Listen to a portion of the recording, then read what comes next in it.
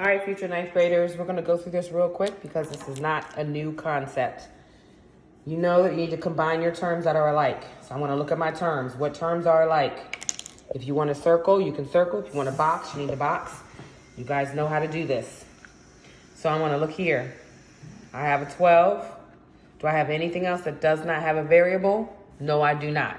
That's the only thing that's going to be by itself. Everything else, remember, you include the sign that's in front of it.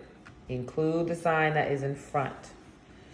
So if I do 3.4 minus 5.4 and I have a calculator minus another x, which remember, if you don't see a number here, we assume there is a 1. You're going to end up with negative 3 x. All I do is take that positive 12 and put it on the end. That's your answer. This one, remember, you're going to use distributive property. Distribute, distribute. Okay?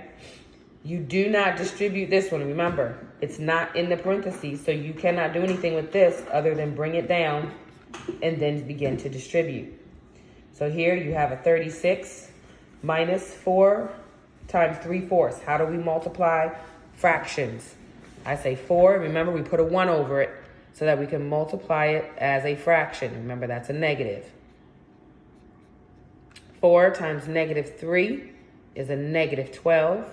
Divided by 4, what is negative 12 divided by 4? It's going to give me a negative 3.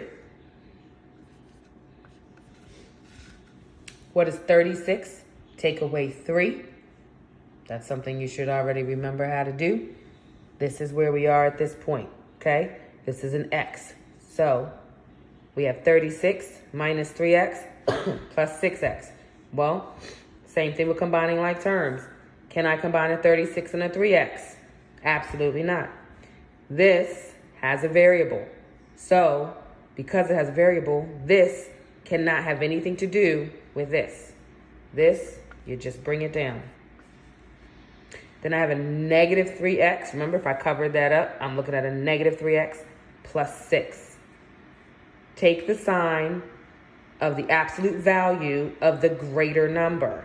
The absolute value of 6 is bigger than the absolute value of 3. Therefore, my answer is going to be a positive. When I take 3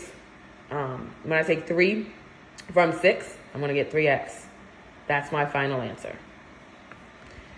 So that's number 1 and number 2. The expectation is number 3, number 4, and number 5, you should be able to do. So I want you to check your answers for number 3, number 4, and number 5. Here are those answers.